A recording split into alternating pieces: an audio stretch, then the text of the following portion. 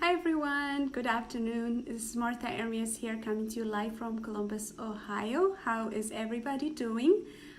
Today's the second day that I'm actually doing Facebook Live at 5 p.m. Usually I have it Monday to Friday at 9 a.m. But just for this week, I'm doing it on 5 p.m. So if this is the first time you're watching this video, my name is Martha. I live in Columbus, Ohio, and I'm an entrepreneur. I love to talk about entrepreneurship, personal growth, and contribution. And for those of you who are joining me live, I'd like to say hello, welcome to the show. I hope that this is a good schedule for you guys. Hi Joni, how are you? Good to see you here. Kubron, good to see you here. How's everybody doing? Sanat, good morning. I'm sorry, good afternoon. I'm used to saying good morning on Facebook. Alexander, good afternoon. How are you doing? For those of you who watch this on a replay, please go ahead and drop a comment and say replay. That way I know that you guys watched it. Good morning, Dahab. Good afternoon, Dahab. Good afternoon, Elsa. Good to see you guys here. So today I'm going to be talking about how we can help others to step up or to change or become better in order for them to succeed in life. So how to motivate others. 6 ways to motivate others to step up is what we're going to be talking about today. So a lot of times we talk about personal success, and of course our success is determined by the choices we make and the decisions that we make, and also our engagement in our own personal growth. But sometimes, and actually oftentimes, our success is not just based on that. Other people that are close to us, or a team that we work with, or family members that we live with and we care about, their success, or how they are and how they go about life can also affect our success. Because a lot of times success is not just an individual effort. There are going to be people working with you, or people who are really working in the same goal, in achieving the same goal, or sharing the same goal as you are.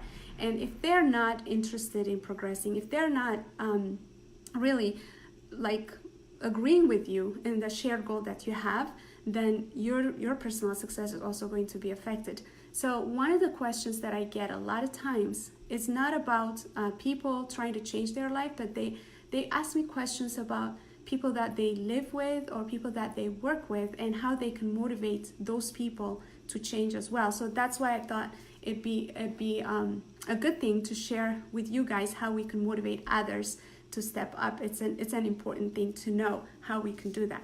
So it's obvious that everybody has different interests, everybody has different goals, everybody has different way that they get motivated by, and everybody has different things that they care about. So we're all different.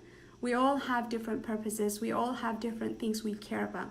Now, when we're working together, how do we work towards the same goal, even though we have different interests? So this is what I will be sharing about today. So first thing you want to do, if you're interested in motivating others to step up, is that you really have to invest your time in really learning and finding out what their goals are, what their values are, what their aspirations are, and what their future is all about. So we have to spend time to really understand other people and what they care about. Because if you want to motivate people, you can't motivate them based on the goals that you have and the things that you care about. You can only motivate them based on their own goals, what they care about, what they value. So the first step is really to really understand what those people are all about. You really have to understand what they care about. So this could be a very simple detail that can be easily overlooked, because a lot of times we're obsessed about really finding out about ourselves as opposed to other people. But when you spend time to know and to learn about other people and understand how they function, what they care about, how they get motivated, what matters to them, then it will be very easy for you to actually communicate something with them and motivate them in their own interests. So that's the first step that we have to do. And the second thing is, you also want to communicate to people the way they want to be communicated to. So there's actually 4 different personality types. Actually, this is very common knowledge. A lot of organizations understand it, and there's actually tests like personality type test and things like that. And different organizations or different studies name it differently, but in general, there's 4 categories of personalities of people. And based on their inclination or the kind of personality that they have, people care or are motivated by different things. For example, some people are motivated by winning. They want to be the first, they want to be successful, they want to be the best, and that's how they're motivated. Others are motivated by facts, whatever is factual, whatever is accurate, whatever is credible, that's what motivates other people. And different kind of personalities also are motivated by cause. Some people care about helping others, or whatever there's a good cause that helps other people or humanity in general, that's the kind of thing that motivates them. And others, they're motivated by fun and experience. Anything that has fun and they can experience adventure is what they care about. So when you try to communicate with people, you want to communicate with them in such a way that you're showing them that they can actually get their own care, whatever they're interested in based on their personality, they can have it fulfilled. When you communicate in that way, people will be motivated to do what you want them to do. So in general, we can never make people do what we want them to do unless it's in the area that they care about. Okay? So whatever, but a lot of times, if we communicate with people based on our own personality type. So for example, if I care about things being factual and things having credibility and things like that, that's the part of the situation that I try to express it to other people. But the person that I'm talking to, if they're motivated by fun and experience, they could care less about credibility and being factual. So I'm communicating to them in the wrong way, not in their personality style, but I'm communicating it in my style. So it's very important to understand and see the differences in personalities. That way we're communicating to people in their own personality, and then we'll have a better chance of motivating them if we do that. Number 3 is you really want to define how each person fits within the team. So basically, when you are working towards a common goal with another person, it's always good to see what their strength is and what their weakness is, and always present it in such a way that you're working towards something as a team. And whatever their strength is, make sure that you actually let them know that that's what's expected of them. Like if you give them what they're strong at, they'll be motivated. And then whatever that you have a strength on, then you can let them know that you'll be taking on that part. And you're working as a team, but everybody's doing what they're strong, the area that they're strong at. When that happens, people have a more a sense of role identity. They know what they're supposed to do, or they know what's expected of them. And they also know that this is a teamwork. So it's not just that they're doing it by themselves, but they understand that if they fail, they're making the team fail. So when you present it in such way, people will be more motivated. And number 4, you also want to set a way to measure progress.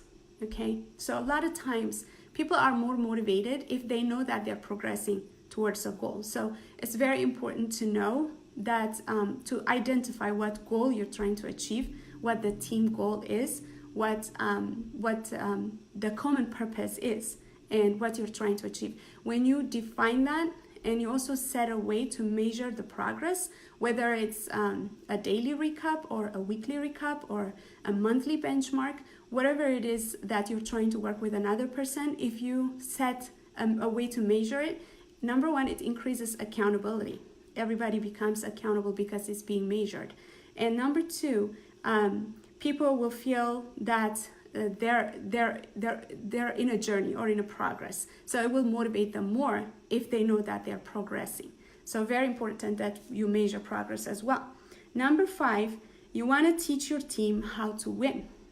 Again, this is very closely related to understanding how each personality works.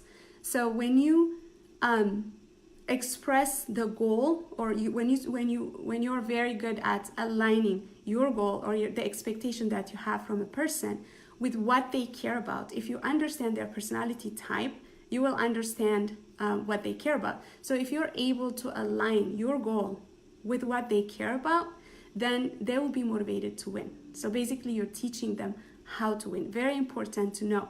because you really have to present your goal or your expectation, what you want them to step up to, in such a way that they care about in their personality type. For example, let's say that you want to invite someone to attend an event. So if you want to invite someone to attend an event, if the person cares about having fun and great experiences, you want to tell them that where the event is at, maybe the place is really a great place and they want to be there, or the kind of people that will be there. If you tell them that, oh, people that are our age are going to be there, we're going to be meeting a lot of people, we're going to have fun, you present it that way, they will most likely go. But if it's a different kind of personality and they care about helping other people, then you want to tell them, if we go to this event, then we can learn how to help other people. You present it that way, they'll be more motivated and interested. So you want to align the expectation or the goal that you have with what they care about. So that will help you motivate them. Number 6, and this is the last one, you want to do as many favors as possible in advance. So when you are more geared into helping people, just doing favors, expecting nothing, when you're helping people, then people understand, the people that you're helping, they understand that you care about them. What you care about is really them. And if you always do that, you will have a relationship that reciprocates. When you ask for something, then they'll be willing to do it, because you are the kind of person that goes out and helps them. So on our daily life, we have to, sometimes if we're really concerned about our own goals and achieving our own goals, and we're too busy and not really helping other people or doing any favor to other people, then we won't have any relationship that reciprocates, and our influence will be very limited. So you'll have more influence if you go out there and help people without expecting anything or receiving anything. So doing favors for other people in advance will also help you motivate the people that you're trying to help. Okay, that's about it for you guys. So if you guys feel like this is something that somebody else can benefit from, please go ahead and share it, and let me know that you shared it by dropping a comment. And so tomorrow as well, I will be doing a Facebook Live at 5 p.m. I won't have the 9 a.m. Facebook Lives for this week, potentially next week too. But until I see you guys tomorrow, I hope that you have a blessed evening. For those of you that are in the United States, so for some of you it might be morning. So I hope that you have a blessed day till I see you guys tomorrow. God bless you all. Bye-bye.